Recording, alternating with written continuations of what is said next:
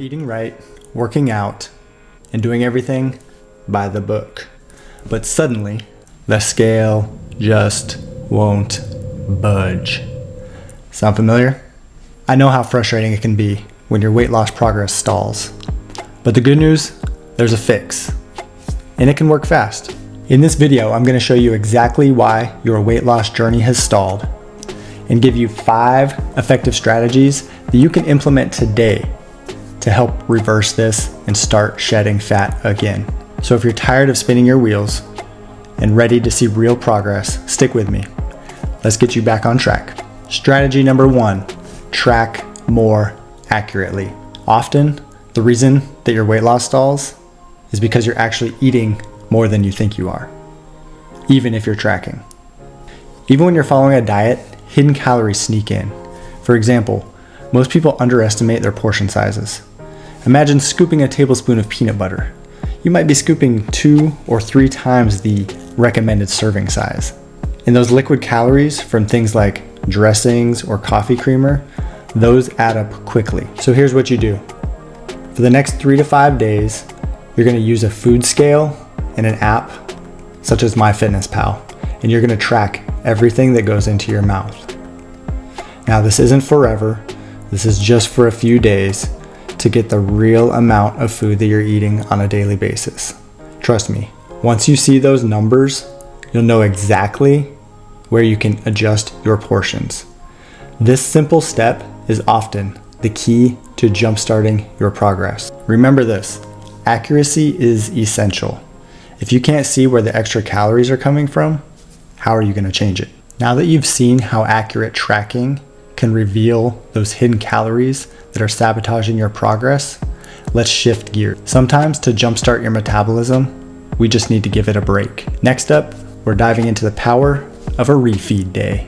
By temporarily increasing your calories, you can help reset your metabolism and your fat-burning hormones such as leptin. So here's what you do.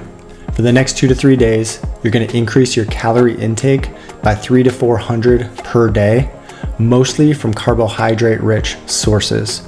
Things like potatoes, rice, even a slice of pizza. I know, pizza. This isn't a cheat day or a binge. It's a strategic short-term boost. For example, if you normally eat 2,000 calories, now you're going to eat 2,400 calories. This controlled increase can help you overcome this weight loss plateau without derailing your overall progress. This approach may seem counterintuitive. Eating more to lose weight doesn't sound right. However, like I said, if your body is in a metabolism zone where it's stuck and it's not gonna budge, these short-term refeed days can make all the difference in the world to jumpstart that metabolism. With your metabolism getting the boost that it needs from your refeed days, it's time to keep your body on its toes. When you're doing the same workouts every day, your body adapts and burns fewer calories, especially if you're not progressively overloading your workouts, doing more repetitions or more weight with each workout. Let's explore how switching up your workouts can revitalize your fat burning engine. Strategy number 3, switch up your workouts. Your body is incredibly adaptive. And if you've been doing the same workout over and over and over without any thought, then you're not going to get results. Your muscles have become efficient at that routine, and you're not burning as many calories as you once were. This is all about intensity and a little bit of variety. So there's 2 things that you need to do under this category to break through that weight loss plateau. The first one deals with intensity. You can have the same weightlifting program or strength training program for 6 months. The way that you keep your body from getting used to it is using something called progressive overload. And that essentially is where you are trying to either do a little bit more weight on a specific exercise each time, or you're going to be using a similar weight, but you're trying to do more repetitions on that exercise. That's called overload, and that's how you continue to see progress week after week, month after month, year after year. even without massively changing the overall structure of your strength training program. The second part has to do more with the variety aspect. So most people think that trying to lose weight, you should be doing this slow, steady cardio, which is good for you. And yes, you need to be walking and doing your zone 2 cardio to help your cardiovascular system stay healthy. But if you're stuck in a plateau, what you want to do is you want to switch 1 or 2 of those slow and steady cardio workouts that you're doing to more of a high intensity interval training or a HIIT day. Those are things like changing your regular walking routine to doing sprint intervals or sled pushes. Something where you're pushing your body beyond the limits that you're used to doing for a short amount of time, but very, very intense. I personally like to use 50 to 100 meter sprint intervals, 8 to 10 of those. That's usually going to take you about 20 to 30 minutes. And for sled pushes, you can do a similar thing where you're pushing it for a minute, resting for a minute, pushing it for a minute, resting for a minute, and do that for about 20 minutes as well. By changing up the intensity and the variety of what you're doing during your workouts, you can bust through these plateaus and skyrocket your results in a quick fashion. And the best part about this is you're not spending any extra time outside of your normal workout time anyways. All you're doing is increasing the intensity that you were going to do anyways. As you challenge your body with new and more intense workouts, recovery is going to become vital to your success. Next, we'll talk about how improving your sleep and reducing your stress can help balance those hormone levels and get you back on track. Let's talk about sleep and stress. It might sound surprising, but both of those play a massive role in your weight loss journey. When you don't get enough sleep, or you're constantly stressed, your body releases a hormone called cortisol, which promotes fat storage, especially around the midsection. Poor sleep will also increase your cravings for high carbohydrate, sugary, processed, fatty foods, which makes it even harder to stick to your diet. I'll be honest with you.